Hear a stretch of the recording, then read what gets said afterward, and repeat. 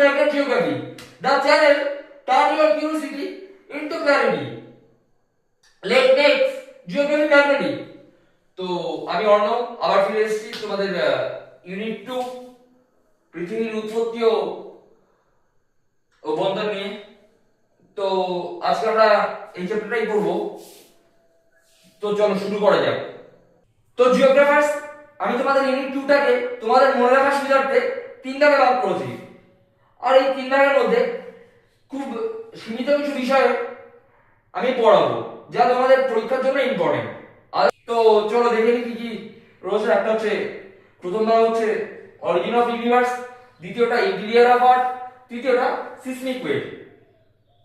এইবার origin of আর্থের মধ্যে কি কি পড়বো চলো একটু দেখে নিই। নেবুলা, কমেট, গ্যালাক্সি কি, ব্ল্যাক হোল কি, এছাড়াও রয়েছে 3টে থিওরি।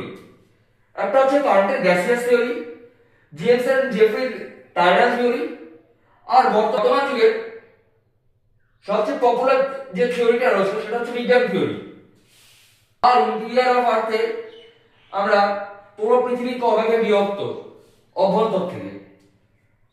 এছাড়াও সিসমিক ওয়েভের ভিতরে আমরা পি, লাভ, এস এরকম বেশ কিছু ভূমিকম্পের তরঙ্গের কথা জানবো। চলো আমি তোমাদের প্রথম topic origin of universe start করি। তো আমরা এটা শুরু করার আগে বা মূল বিষয়ে ঢোকার আগে একটু জেনে নিই হোয়াট ইজ ইউনিভার্স।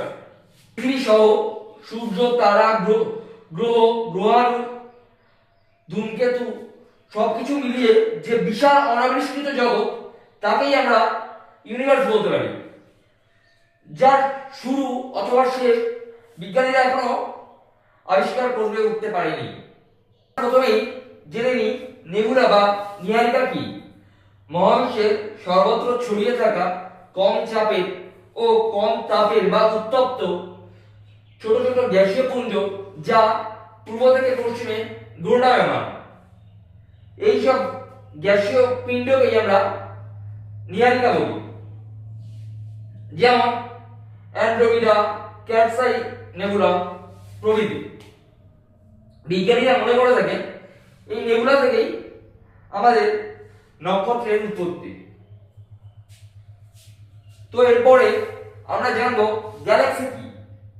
তো গ্যালাক্সি হচ্ছে মহাবিশ্বের একটি স্থানে বা কোন একটি কেন্দ্রে অবস্থিত বিশাল আকার গ্রহ, নক্ষত্র, গ্রহাণুপুঞ্জের একটি দল। তো নেক্সট আমরা দেখবো কমেট বা ধূমকেতু কাকে বলে।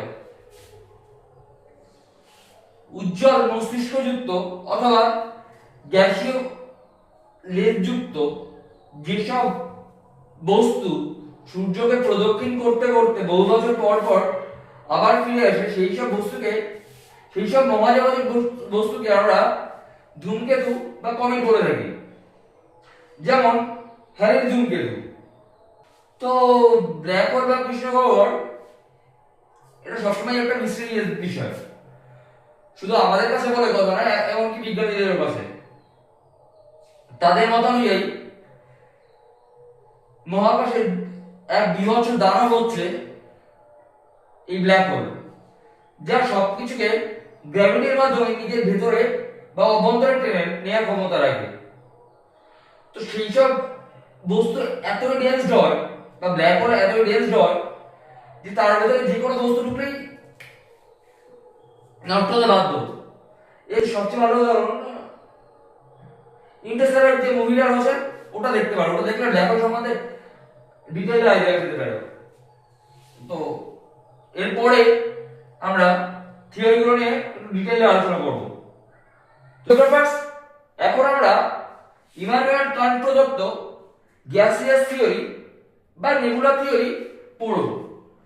তার আগে তোমরা এই ছবিটা আগে দেখে নাও।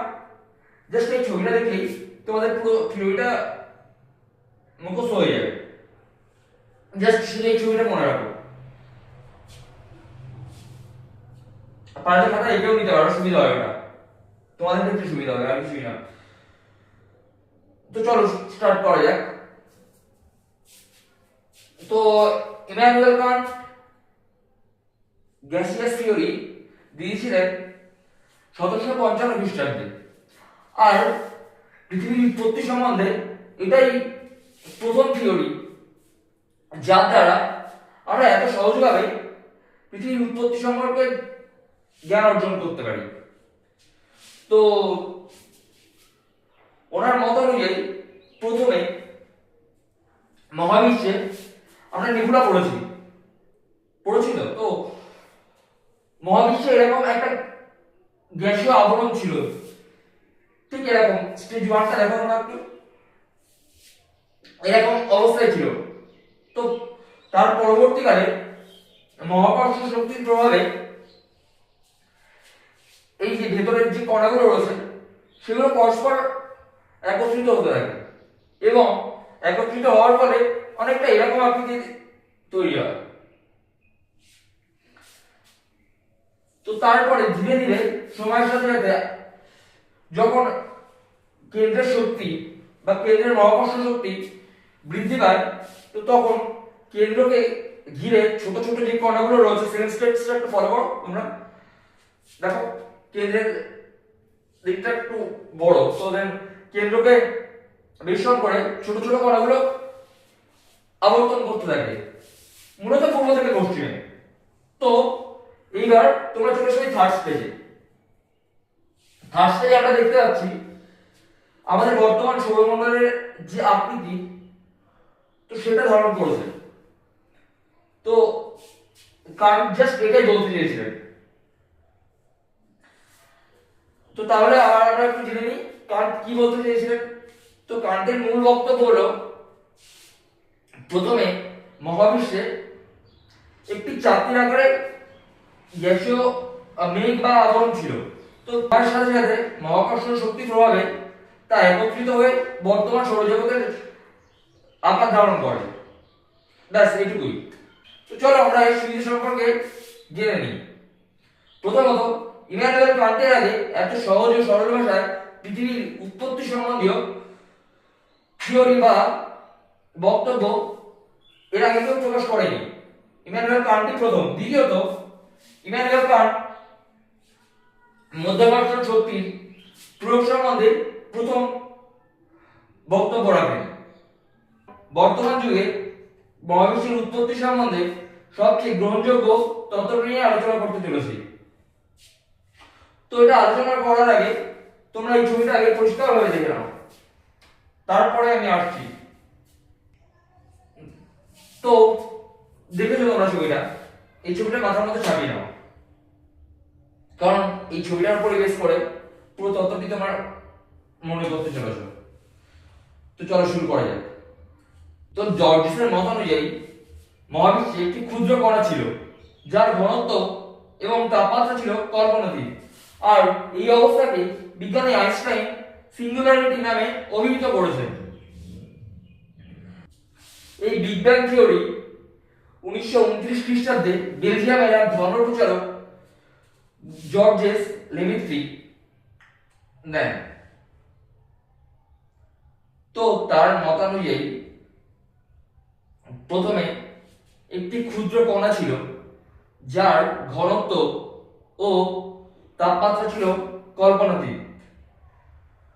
তো এত ছোট কণার মধ্যে এত ঘনত্ব এবং তাপমাত্রা হওয়ার কারণে হঠাৎ তা বিস্ফোরিত হয়, সৃষ্টি হয় মহাবিশ্বের। যাই হোক, এই সেই ক্ষুদ্র ঘনত্বযুক্ত ঘনত্ব ও তাপমাত্রাযুক্ত কণাটি বিস্ফোরিত হয় এবং ধীরে ধীরে তা এক্সপ্যান্ড করতে থাকে। আমরা এই ছবিতে দেখতে পাচ্ছি এই যে বিস্ফোরণের পরবর্তীকালে এইভাবে ধীরে ধীরে এক্সপ্যান্ড করতে করতে আজকের দিনে আমরা এই ইউনিভার্স বা গ্যালাক্সিকে দেখতে পাচ্ছি, যা দিনের পর দিন এক্সপ্যান্ড করতেই রয়েছে। ও এবারে তোমাদের আরেকটা ইনফরমেশন জেনে রাখা উচিত। 1949 সালে ফ্রেড হোয়েল এই বিগ ব্যাং কথাটি প্রকাশ করেন বা প্রবর্তন করেন। কি বললাম আমি?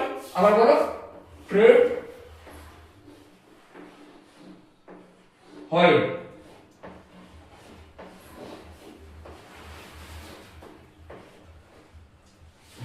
কি বললাম আমি? ফ্রেড হয় তিনি একটি